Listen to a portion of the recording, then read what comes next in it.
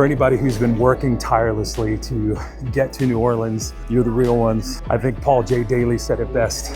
If you got to NADA, you won.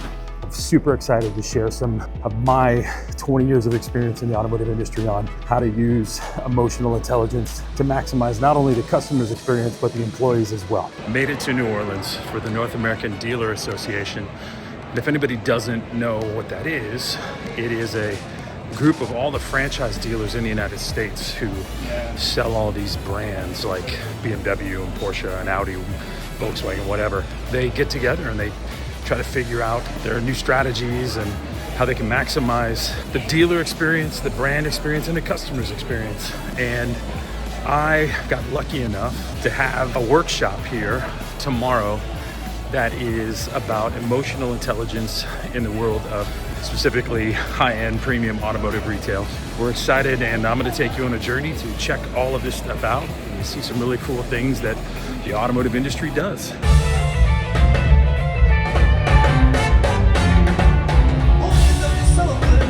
I'm here at the Automotive State of the Union's first stop at NADA. This is Kyle Mountsier, and this is Paul J. Daly. I'm wearing my pin down here, but these guys have a t-shirt that sums up why I follow their content, which is love people more than you love cars. I am pissed off that I didn't think of it before they did. They're here at NADA, they're doing all the content. If you don't know, it's asotu.com. Go follow their content. They also have a convention. I just am grateful for them and all the work that they do. One of the things I do as a facilitator is I try to walk rooms to get a feel for the room, an energy, a vibe. So I'm here at 7:30 in the morning. I don't talk till 10:30. I'm super excited that they have an actual workshop set up. I have an inner skeptic. It's like, does all this emotion stuff really matter in selling anything? A stronger part of my brain stood up and said, I believe in my message because it's backed by data, decades of experience. And I'm super excited to be able to serve these people with what I have seen work the last 20 years. Let's go have some fun. So welcome. This module is called Understanding EQ and IQ, a foundational understanding for automotive dealers on how emotion pays and indifference sucks. I'll explain all of that in just a moment, but thank you so much for being here. I feel like if you got here, you won. So thank you for coming all the way from wherever you came. The goal is to maximize employee and customer engagement to create greater profitability and loyalty. Show of hands, who wants that? Who likes that? Like if your hand is not up right now, I would check your pulse because this is what we're doing, right? This is sort of a win-win all the way around. And I want to set you up with this idea with a quote from Elizabeth Arden: repetition makes reputation and reputation makes customers. So that's what I want to talk about, our rep. What do people think of when they think of the automotive industry? And stick with me, this is all a positive here, but I do want to challenge some of the ways we have experienced the automotive experience.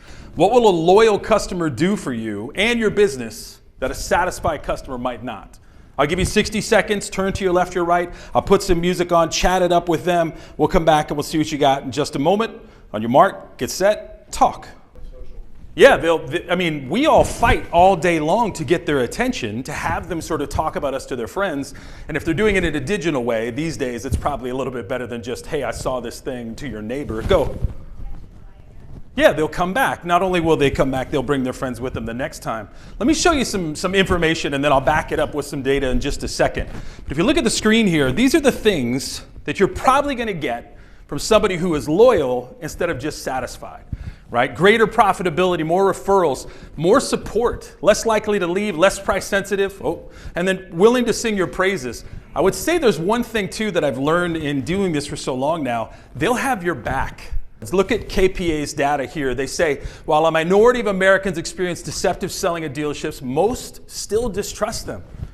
86% worry about hidden fees, 76% distrust the car dealerships, 84% feel lack of transparency. But look at the last line.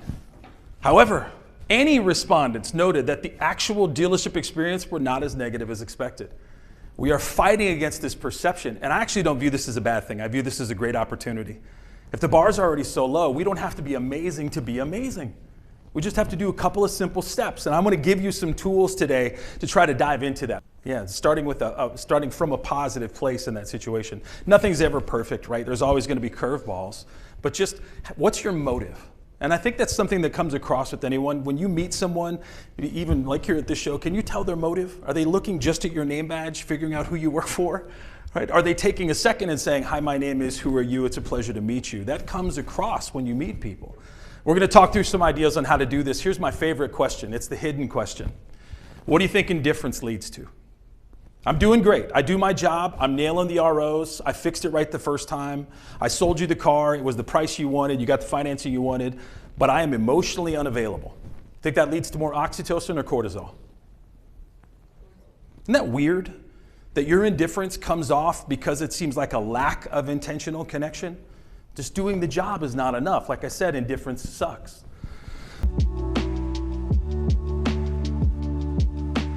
What an amazing experience.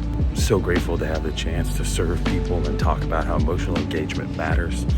What I learned, I think, from the North American Dealer Association event is automotive dealers have grit. They fought long and hard to get here. People are still getting here from flights canceled and delayed for 3 days, trying to work incredibly hard to dispel the myth and the legend that all car dealers are terrible, because they're not. So, greetings from New Orleans. Catch you next time. Keep fighting the good fight.